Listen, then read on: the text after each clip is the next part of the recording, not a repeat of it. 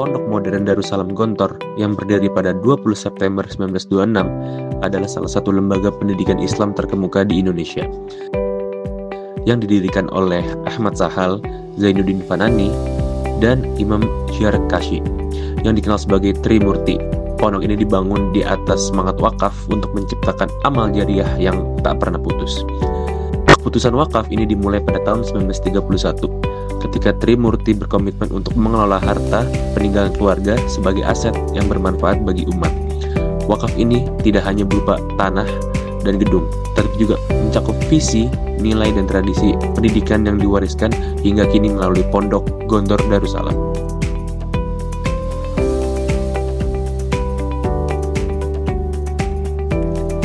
Pada 18 Oktober 1958, seluruh harta Pondok Modern diikrarkan sebagai wakaf, menjadikannya milik umat Islam. Badan wakaf yang terdiri dari 15 orang alumni pondok bertanggung jawab atas pengelolaan aset ini.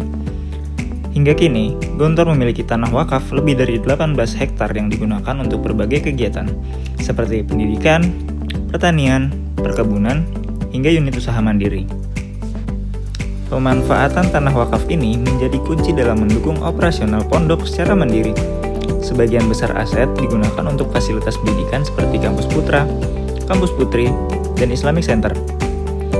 Tanah pertanian dan perkebunan dikelola secara profesional, menghasilkan sumber daya yang menopang kebutuhan pondok. Sistem kemandirian ini biasa disebut sebagai ekonomi proteksi di Pondok Modern Darussalam Gontor.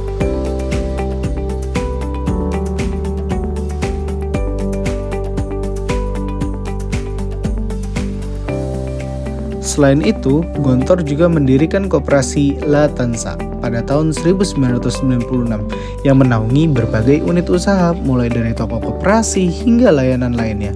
Keberhasilan pengelolaan wakaf ini membuktikan bahwa Gontor tidak hanya menjadi pusat pendidikan tapi juga model kemandirian ekonomi berbasis wakaf.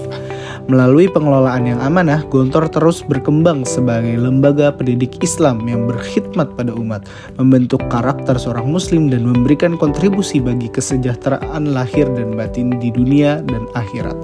Sebagai amanat Trimurti, aset wakaf ini bukan hanya sebagai simbol dedikasi, tetapi juga fondasi yang memungkinkan Gontor untuk menjadi lentera peradaban Islam di Indonesia dan juga dunia.